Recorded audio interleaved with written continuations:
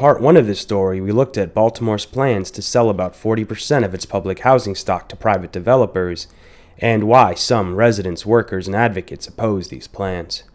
But due to declining federal contributions to public housing, many cities face a shortfall in its funding.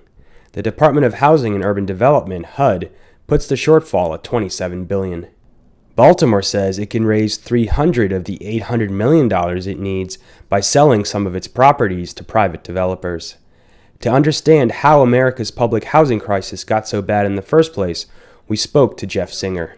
He's an instructor at the University of Maryland and a longtime Baltimore public housing advocate. So there's a public housing crisis around the country. How did it get to that point and start under Bill Clinton, to give people a little background and how things got so bad? Well, we can go back even a little farther to 1974 when Richard Nixon created the first privatization of public housing, what we call the Section 8 certificates. And the more money that went to Section 8 certificates, the less money that went to public housing. Section 8 was a way to give private landlords money to house people who are poor. So from 74 until now, we've seen a decline in the amount of federal funds directed toward public housing, and a small increase in the amount that's directed toward profits.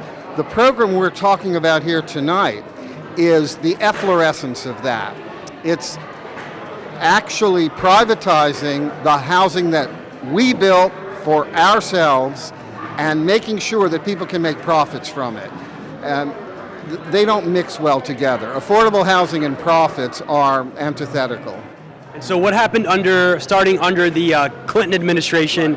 And all right, what happened under the Clinton administration was a couple of programs and policy changes that are very important. One policy change was that it is now illegal to build additional public housing with federal funds. Can you imagine that?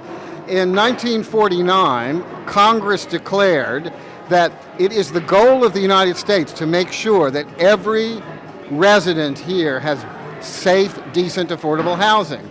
But under Bill Clinton, that language was stricken from the law, and the number of public housing units was capped by law. So that was one very important issue. Another was that he continued the defunding of public housing. There was a law that required that whenever a public housing unit was demolished, a new unit had to be created. He eliminated that as well.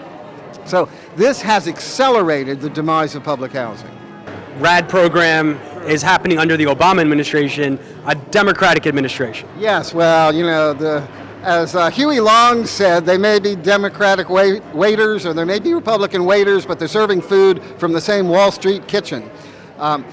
This RAD program was created actually in 2003 by the Bush administration, but they couldn't get it implemented. So now the Obama administration is implementing it with a vengeance, and 60,000 public housing units around the country are being sold to private developers, most of them for-profit developers, and we, the taxpayers, are subsidizing their profits. At the same time, homelessness is at the highest peak it's been since the Great Depression of the 30s, and the Secretary of the Federal Department of Housing and Urban Development himself says we're in the worst rental housing crisis in our history. How bad is it here in Baltimore? Well, we don't know how many people experience homelessness every night in Baltimore, but we counted over 4,000 people 2 years ago. Per night, over the course of a year, that's probably 40,000 people. So we know it's pretty bad. There are encampments all around the city. The shelters are full every night, and people have nowhere to go. And there's a lot of people, they're in risk of losing their housing as well. Well, they are, and one of the aspects of this new RAD program is it's going to use federal tax credits to create profits for these developers in public housing. But that means that those federal tax credits will no longer be available to build new affordable housing. We need to talk more about that. Baltimore is a pilot city for the RAD program. Why will it be important for people to be engaged here? What kind of impact will what happens here have on the rest of the country, especially when it comes to tenants and the union workers that are being affected by this? being mobilized and like getting their voices out. Right.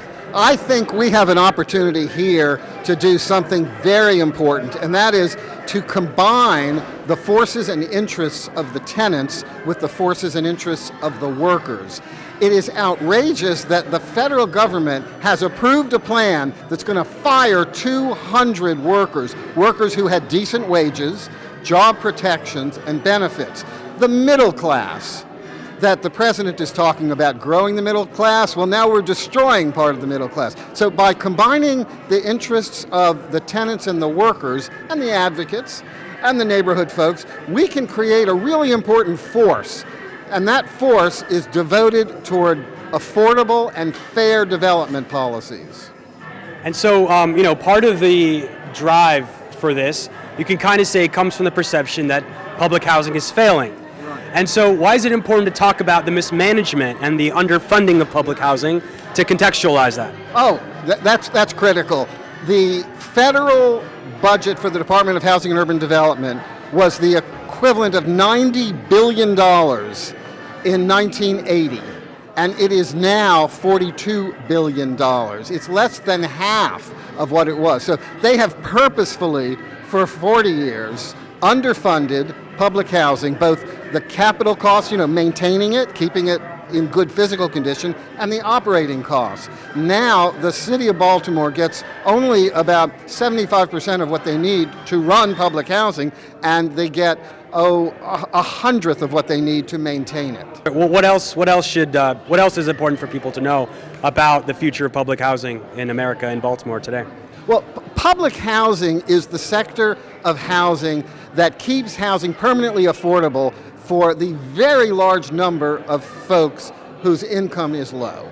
And we have a poverty rate in the United States of about 15%. In the city of Baltimore, it's over 20%. Among children in Baltimore, it's 35%. None of those folks can afford housing through the market. Public housing is the best way to keep them safe and secure. In other civilized countries, public housing is a very large part of their housing sector. In most European countries, it's 20% of all the housing. In the city of Vienna, it's 60% of all the housing is public housing, meaning it's owned by all the people and it's available to people who need it. In the United States, it's 1% of our housing, and that's diminishing. Opponents also agreed that if they are to have any chance of slowing down or stopping the plans to sell public housing to developers, they will need a unified front and public support. The Real News will keep following the story. From Baltimore, this is Jessel Noor.